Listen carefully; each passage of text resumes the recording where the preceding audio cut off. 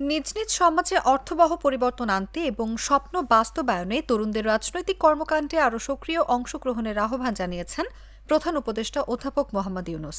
মঙ্গলবার রাষ্ট্রীয় অতিথি ভবন যমুনায় নরওয়ের বিভিন্ন রাজনৈতিক দলের তরুণ নেতাকর্মীদের একটি প্রতিনিধি দল সাক্ষাৎ করতে এলে তিনি এ আহ্বান জানান।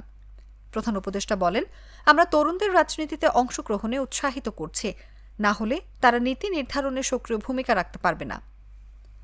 নরওয়েজিয়ান প্রতিনিধি দলে ছিলেন সোশ্যালিস্ট ইয়ুথ লীগের উপনেতা নাজমা আহমেদ, AUF এর আন্তর্জাতিক নেতা ও কেন্দ্রীয় বোর্ড সদস্য ফাউজি ওয়ারসামে, সেন্টার পার্টির সদস্য ডেন স্কফটারুড, কনজারভেটিভ পার্টির সদস্য ওলাস ভেনেবি, খ্রিস্টান ডেমোক্র্যাটসের সদস্য হ্যাডলে রাসমুস বিজুল্যান্ড, গ্রিন পার্টি সংযুক্ত গ্রিন ইউথের সদস্য টোবিয়াস স্কটল্যান্ড এবং ইনল্যান্ডেড অঞ্চলের ইয়াং লিবারেলসের সাবেক নেতা থাইরা হাকনসলকেন।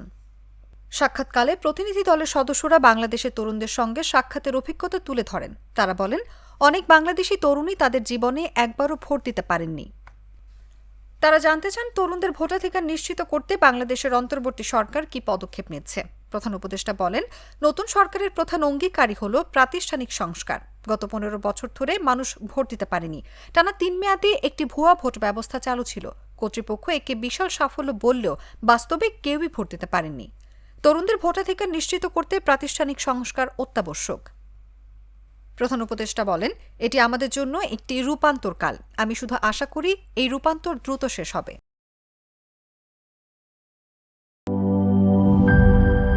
সানবিট সব দিবে সামাল। সানবিট ম্যাজিক প্রেস ডিশওয়াশিং এর মাথা ঘোরানো সলিউশন।